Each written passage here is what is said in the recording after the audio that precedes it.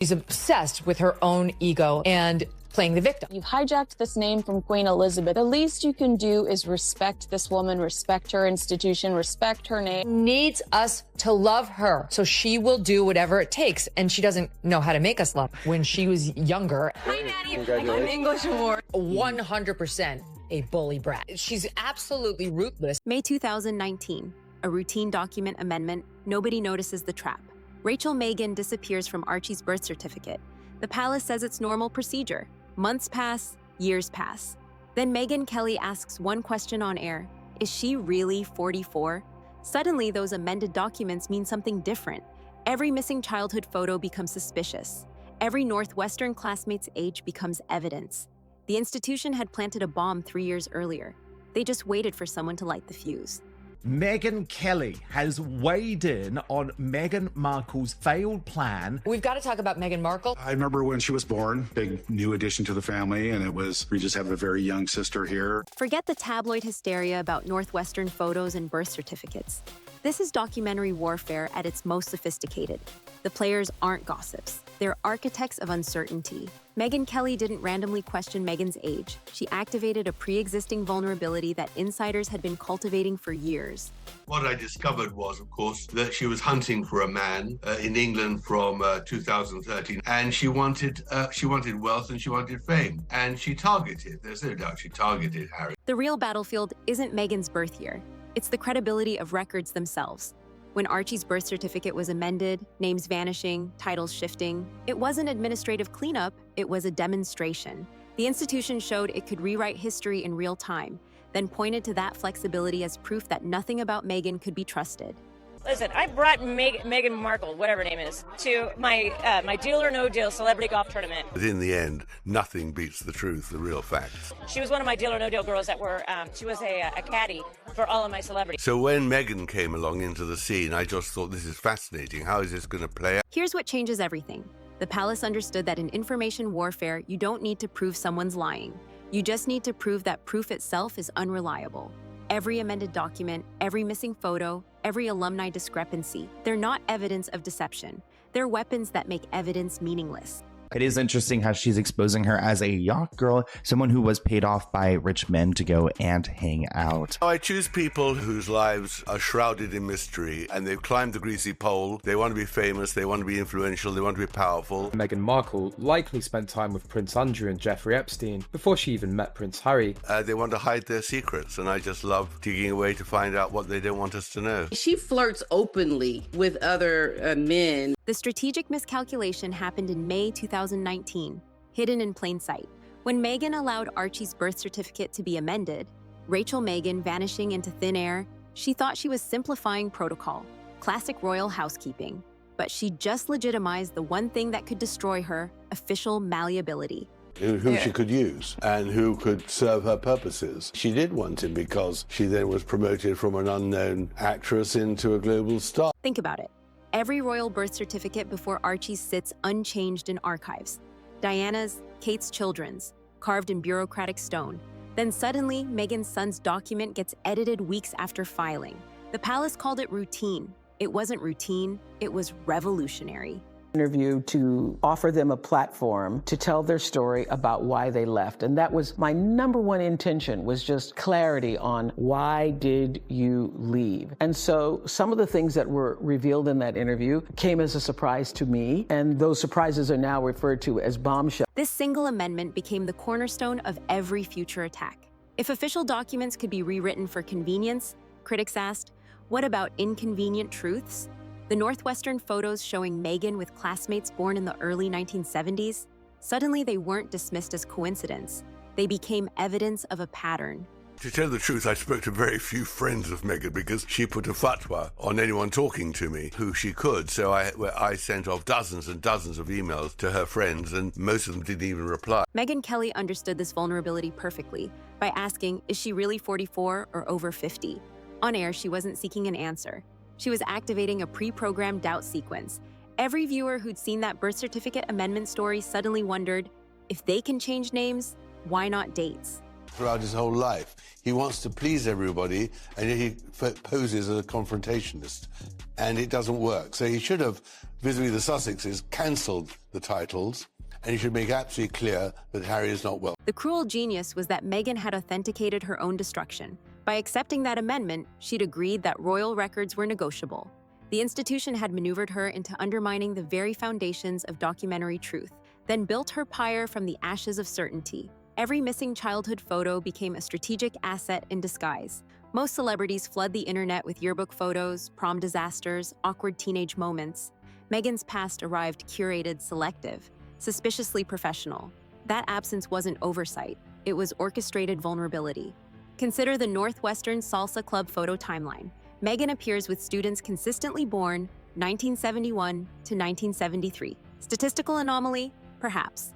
But when combined with the birth certificate precedent, it transformed from curiosity to evidence. The institution had taught the public a new grammar. Gaps equal deception. The spiral accelerated through algorithmic amplification.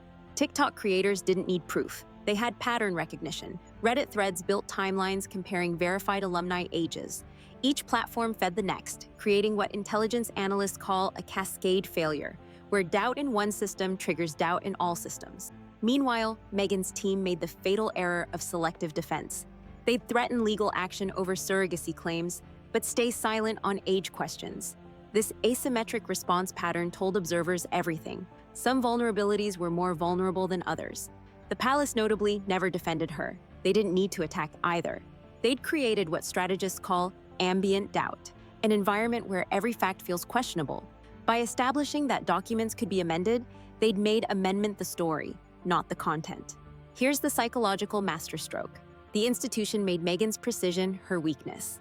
Every carefully timed photo release, every managed biographical detail now looked like evidence of manipulation rather than media training. She'd been too perfect, too consistent, too controlled. In an age demanding authenticity, that control became proof of its opposite.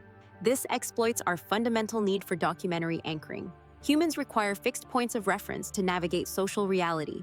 Birth certificates, graduation dates, official records, they're not just papers. They're the infrastructure of identity. When that infrastructure becomes negotiable, everything built on it collapses. The aha moment comes when you realize the age controversy was never about age. It was about establishing precedent for documentary flexibility. Every time someone questions whether Meghan is 44 or 50, they're really questioning whether anything official can be trusted. The palace had weaponized epistemology itself. Think about the implications. If Meghan's age is uncertain, then her timeline is uncertain. If her timeline is uncertain, then her narrative is uncertain. If her narrative is uncertain, then her credibility evaporates. Not through proof of lying, but through the impossibility of proving truth. Samantha Markle's defamation lawsuit became the perfect amplification device.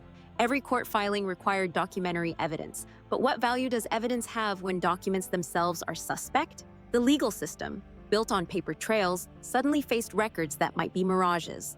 The psychological brilliance was forcing Meghan into an impossible position.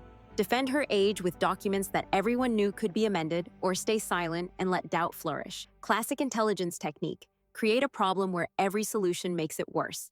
Here's what nobody discusses. The palace learned this from intelligence services.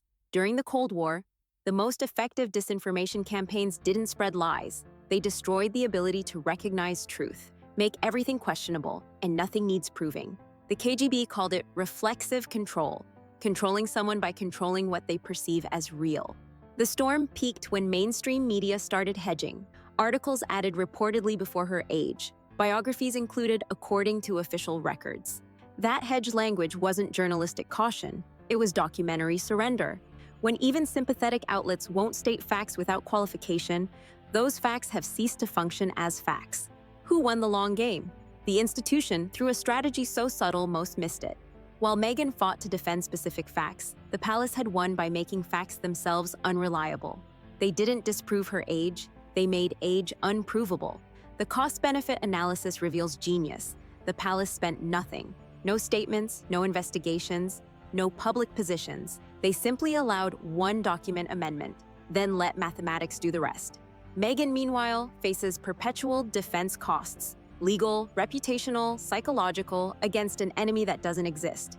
The brutal truth nobody wants to admit. This was never about Meghan's real age. It was about establishing that royalty can rewrite reality.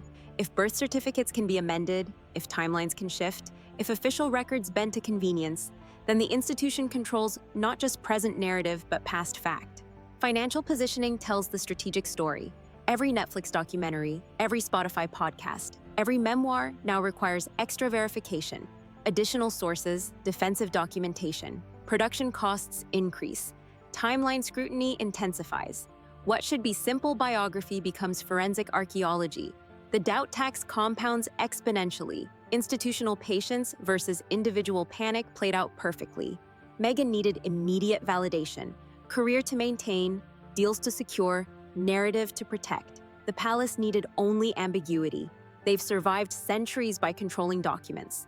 They'll survive centuries more by controlling doubt about documents. What transformed Northwestern photos into crisis wasn't their content, but their context. Once the palace established that records were negotiable, every discrepancy became suspicious. Every gap became guilt. Every correction became conspiracy. They'd made her entire existence require constant verification. This template will replicate everywhere. Watch for it when any figure builds their brand on biographical authenticity. The attack won't target their story, it'll target the very possibility of verifying stories. Create document doubt first, then every document becomes doubtful. The strategy appears next in political campaigns. Not "my opponent is lying about their record," but records themselves can't be trusted. In corporate scandals, not "the CEO is hiding something," but "something can't be unhidden because hiding has no meaning when revelation itself is suspect." Future rebels against any institution now face a new weapon: archival uncertainty. The institution won't challenge your facts, they'll challenge factuality itself. They won't dispute your timeline, they'll make time itself negotiable. Media organizations learn the most dangerous lesson. The story isn't what's claimed or denied, it's whether claims and denials have any meaning when documentation itself is fluid. Every hedge word and coverage represents surrender to this new reality where facts require faith. The Meghan age controversy created a reproducible blueprint. Make one official document flexible, highlight any biographical discrepancy, let algorithms amplify uncertainty, watch targets exhaust themselves proving the unprovable. It's particularly effective against those who've built careers on authenticity claims. Intelligence agencies are studying this, corporate communications teams are copying it, political operatives are weaponizing it. The ability to make truth unknowable is more powerful than the ability to spread lies. Lies can be disproven, uncertainty can't. In your own life, when someone questions basic facts about you, recognize the deeper game. They're not seeking truth, they're establishing that truth-seeking is futile. When documents become debatable, debate becomes endless. If you're building a reputation, understand, precision makes you vulnerable to imprecision attacks. The more exact your timeline, the more every discrepancy destroys you. Better to acknowledge uncertainty than claim certainty you can't defend. When facing institutional power, remember, they don't need to prove you wrong, just make proof impossible. Your facts become opinions, your documentation becomes interpretation, your history becomes hypothesis. The ultimate lesson. In information warfare, the battle isn't between truth and lies, but between certainty and doubt. Those who control the reliability of records control reality itself. The palace didn't win by catching Meghan lying about her age, they won by making age itself a question that can never be answered. In a world where birth certificates can be amended, being born becomes just another story.